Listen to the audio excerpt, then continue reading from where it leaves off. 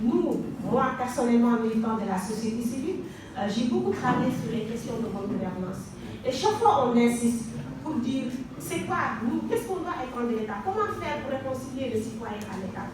Comment faire pour limiter davantage? Parce que s'il y a de plus en plus de défiance vis-à-vis de cet État, c'est parce qu'on se rend compte qu'il y a une défiance du citoyen par rapport à cet État. On se dit, est-ce que cet État-là est efficace? Est-ce qu'il répond à nos différentes attentes en tant que citoyen? Est-ce que cet État est incapable de le mettre redevable? De poser les principes de transparence, d'être transparent dans la gestion des deniers publics qui m'appartient et donc dont moi j'ai voulu confier. Est-ce que cet État-là, dans une manière de redistribution des ressources, est équitable? Est-ce que cet État-là fait participer les citoyens dans l'élaboration des politiques publiques? Ou bien les citoyens ne sont que seulement des réceptacles de ces politiques publiques et sont obligés de l'accepter et de ne pas pouvoir se prononcer? Et toutes ces questions-là sont définies, sont présentes dans cette livre, sont présentes dans ce livre devant moi, et c'est la raison pour laquelle je dis que ce livre a aussi vraiment une portée citoyenne. Et nous, ça va nous permettre, on se retrouve en tant que, je ne dirais pas chambre de la bonne gouvernance, mais nous essayons en réalité de tout faire pour promouvoir la bonne gouvernance au Sénégal, mais en lisant les extraits de ce livre, on se retrouve parfaitement.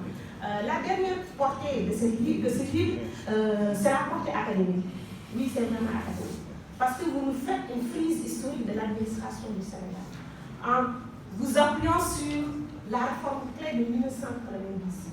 Je l'ai lu, je l'ai parlé tout à l'heure, et ça nous permet, pour ceux qui n'ont pas connu cette trajectoire de réforme de politique publique au Sénégal, de pouvoir au moins s'inspirer de ce livre et pourquoi pas préparer des cours. Et c'est ça la portée académique. C'est un plus à la communauté scientifique, c'est un plus à la communauté, ceux qui font des recherches, et je suis sûre et certaine que ceux qui auront le temps de pouvoir exploiter ce livre en trouveront leur bonheur. En tout cas, c'est vraiment un plaisir pour moi d'être là. Je ne pouvais pas ne pas venir, quelle que soit la contrainte, parce que j'ai dit que moi, non seulement le mérite, du fait de sa doctorat, vous m'excusez, du fait de sa modestie, mérite ma présence, mais aussi je gagnerai parce que je suis sûre et certaine qu'il y a beaucoup de choses à apprendre dans ce livre.